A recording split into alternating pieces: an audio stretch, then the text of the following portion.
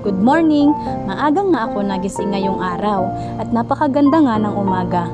Sikat na sikat nga ang araw at kalmadong kalmado ang dagat.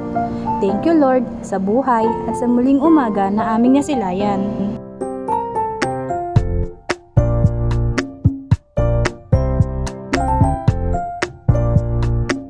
Asul na asul nga at kalmang-kalma ang dagat. Para bang inaakit akong maligo sa mga oras na ito. Isipan ko nga tumambay dito sa kubo sa tabing dagat para sumagap na sariwang hangin. Every morning nga pag walang pasok, lagi akong tumatambay dito sa kubo para magpahangin.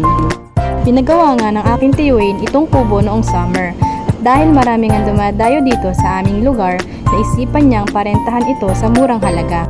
Mahigit 3 taon na din nga itong nakatayo dito sa tabing dagat.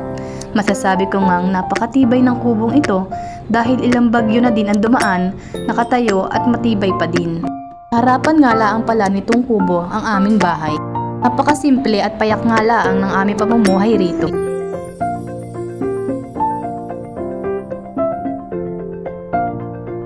Fast forward, ari nga at ako'y nasa amin na.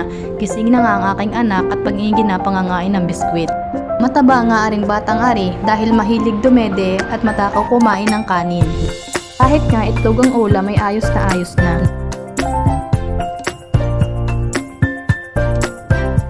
Sabi ko nga, mas maganda na sa bata ang matakaw kaysa sa pihikan.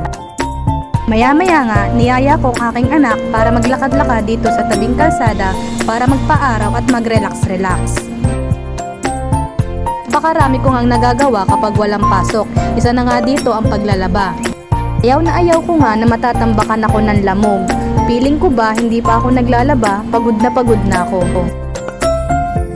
After ko nga maglaba, sakto at may napadaan din sa bahay na nagtitinda ng dulong. Tatanghalian na nga kaya bumili ako ng 2 kilo para may maiulam. Lakad din nga kami ngayong araw kaya sabi ko kakain muna bago umalis. Tagal na nga nagyayakag ang aking anak papuntang SM dahil naka-day off naman kami ngayong araw. Igagala namin nga siya. Alam naman nating mga magulang na kaligayahan na ng ating mga anak ang paglalaro. Fast forward, eto nga at andito na kami sa Toy Kingdom at SM Batangas. Dapat palagi tayong may oras sa ating mga anak kahit busy tayo sa anumang bagay. Sa ganong pamamaraan nga, maiiparamdam natin ang pagmamahal natin sa kanila. Hanggang dito na lang po. Salamat sa panonood. God bless!